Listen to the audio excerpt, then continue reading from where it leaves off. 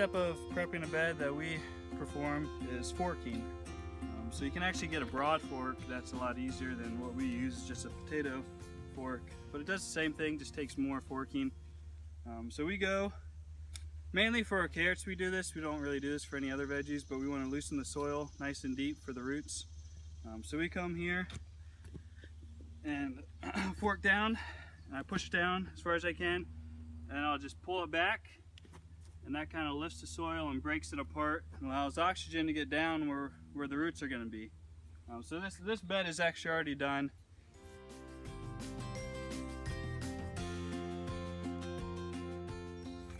So here we're at our compost pile. Now it's not a perfect compost.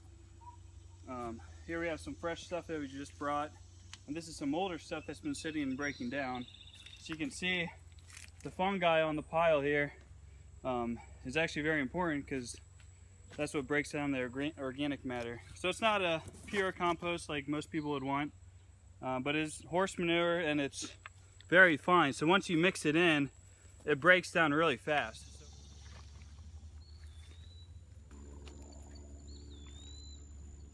Right now I'm just putting a little bit of compost on top to mix in when I run the tiller. Just because this part of the garden is pretty clay still, and we're still trying to build the soil. Down there where I'm going to plant, it's actually a lot better, so I'm not going to put any compost there.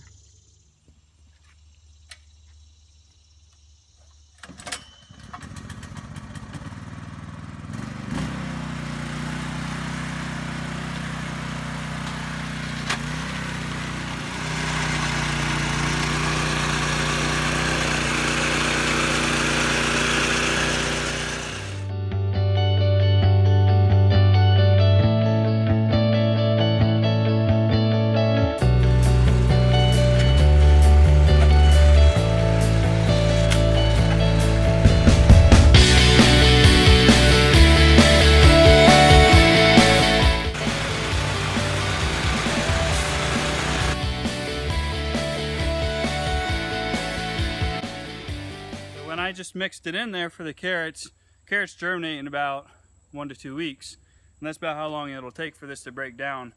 So by the time the carrot seeds are coming up, there shouldn't be any deficiency there as far as the manure being broken down in the process.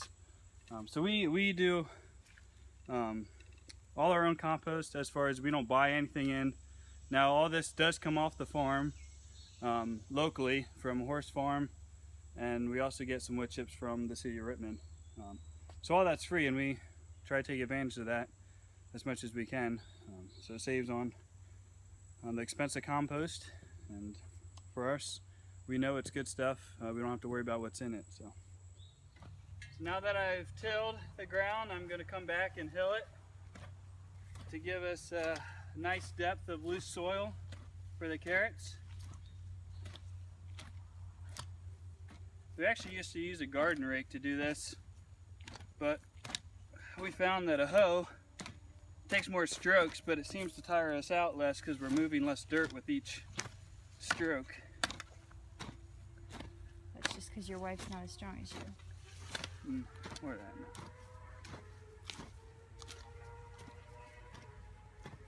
Don't hurt the onions.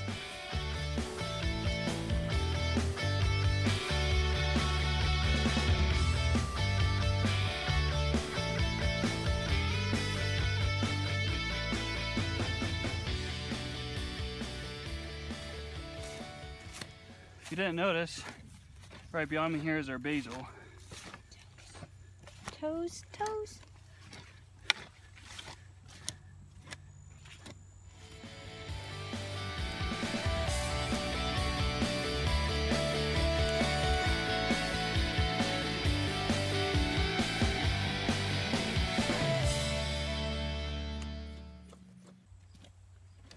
Nice thing about being the camera person is you don't sweat as bad. Yeah, well today is one of those days. I think you sweat no matter what you're doing. Our last step in prepping a bed is just smoothing out the surface. So I'm just trying to get any clumps out of here and any grass. Trying to make a nice seed bed to go into, or a nice surface to plant our seed into.